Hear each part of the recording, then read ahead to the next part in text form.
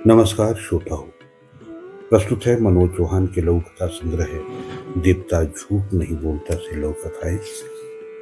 प्रस्तुत लघु कथा का शीर्षक है लोकलाज। एक्सेन मणि चंदेल का तबादला हुए 3 महीने हो चले थे। यूं तो चंदेल साहब खुले विचारों के थे और बात बात पर हंसी मजाक करना उनकी आदत थी।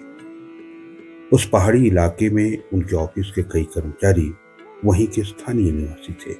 हेड क्लर्क चतुर ठाकुर और जेई दयाल शर्मा मौका देखते ही ऑफिस में काम करने वाले चपरासी माठूराम को व्यंग्यपूर्ण लहजे में तंज कसते और आपस में हंसी ठिठोली करते। ये उनका रोज का काम था। एक दिन उनकी ये बातें एक्शन साहब के कानों में पड़ गई। उन्होंने पूरे माजरे को समझा। पता चला कि माठूराम ने घर में 4-5 किलो का देसी मुर्गा पाल रखा है। चतुर ठाकुर और दयाल शर्मा की लार उसी के लिए टपकती थी। माठू की सहमति से तय हुआ कि अगले रविवार को उसके घर पर पार्टी होगी। समस्त स्टाफ और एक्शन साहब तय दिन पर उसके घर पहुंचे। कुकर की सीटियों के साथ ही देसी मुर्गे के मांस की गंध हेड क्लर्क और जेई के नथुनों से टकराई तो उनकी बाँछें खिल गई। रात भर मदिरा का दौर भी चला। बुध को चुके लोग वहीं पर सो गए। सुबह होने तक 3-4 छोड़कर स्टाफ के बाकी लोग 9-11 हो चुके थे। एक्शन चंदेल ने इसका कारण जानना चाहा तो एक कर्मचारी ने इसका खुलासा किया। वो कहने लगा, माठूराम छोटी जाति का है, समाज में कहीं उनकी थू ना हो जाए, इसलिए सवेरा होने से पहले सभी वहां से खिसक गए थे।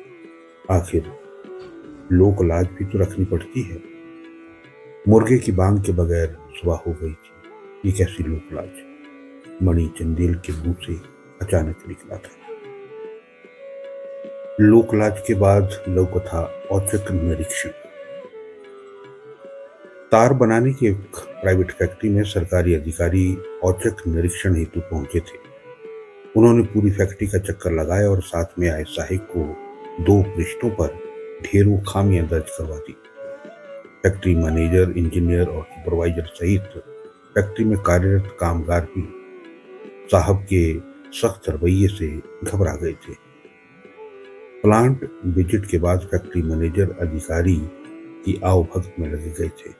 सर, आपको तो सब पता ही है कि हम सरकारी नियमों का सदैव पालन करते हैं और मिलजुल कर कार्य करने में विश्वास रखते हैं, लेकिन यहाँ सरकारी अधिनियमों के हिसाब से काफी नाफरमानियां हो रही हैं।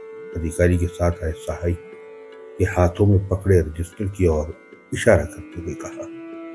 गिड़गिड़ाने के अंदाज में चेहरे पर जबरदस्ती की हंसी लाते हुए फैक्ट्री मैनेजर अधिकारी के घुटनों तक झुक गए थे। सब आपके हाथ में ही है सर, दांत दिखाते हुए अधिकारी के सहायक के झोले में रंगीन कागज में लिपटा हुआ पैकेट रख दिया। आपकी सेवा में सदैव तत्पर रहेंगे सर। वो सब तो ठीक है, लेकिन अगली बार आऊंगा तो सारी कंप्लायंस हो जानी चाहिए। गाड़ी की ओर बढ़ते हुए उन्होंने सहायक से नोट करवाई खामियों के पृष्ठों को रजिस्टर से फाड़कर हाथों से मसलकर फैक्ट्री मैनेजर को पकड़ा दिया। फैक्ट्री मैनेजर ने मसले हुए कागजों को प्रसाद की तरह हाथों में लिया और नमस्ते की मुद्रा में गाड़ी को तब तक निहारते रहे जब तक वो आंखों से ओझल नहीं हो गई। तो ये थी लघु कथा औचक निरीक्षण। एक और लघु कथा उधारी नहीं होगी। 2-3 कर्मचारियों को दोपहर के भोजन के समय में कार्यालय से बाहर निकलते देखकर उस वृद्धा की आंखों में जैसे चमक आ गई थी। जमीन पर बैठी वो एक सफेद बोरी के टुकड़े में 2-4 हरे पालक और मेथी की गठरियां लिए बैठी थी। बालों की चांदी उलझी हुई थी। एक कर्मचारी ने उस वृद्ध औरत के पास रुकते हुए औपचारिकतावश गठरियों का भाव पूछा तो झुर्रियों से भरे चेहरे पर मुस्कुराहट लाकर वो बोली, 10 रुपए की एक है, 2 गठरियां दे दो अम्मा। एक कर्मचारी ने कहा तो साथी कर्मी भी पालक और मेथी की गठरियां लेने के लिए तैयार हो गया। बोरी में बची चारों गठरियों को उन्होंने 10 रुपए प्रति गठरी के हिसाब से खरीद लिया था। 50 का नोट वृद्धा को थमाते हुए उन्होंने कहा, ये 50 रुपए है, आपके पास 10 रुपए है क्या? करीब 70 साल से ऊपर लग रही उस वृद्धा महिला को लगा कि ये लोग 10 रुपए कम दे रहे हैं। नहीं नहीं, ऐसा नहीं होगा, उधारी नहीं होगी। कर्मचारी समझ गए थे कि वृद्ध महिला को सुनने और समझने में परेशानी हो रही है। उन्होंने कहा, कोई बात नहीं अम्मा, आप ही पैसे रख लो, आपका सामान बिक गया है, अब आप घर जाओ। सामने के चाय वाले ने बताया, वृद्ध महिला की बहू बेचने दी गई गठरियों का पूरा हिसाब लेती है।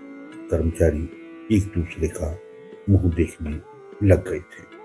तो ये थी लघु कथा उधारी। इससे पहले आपने लघु कथा औचक निरीक्षण सुनी और लोकलाज। आज के लिए इतना ही।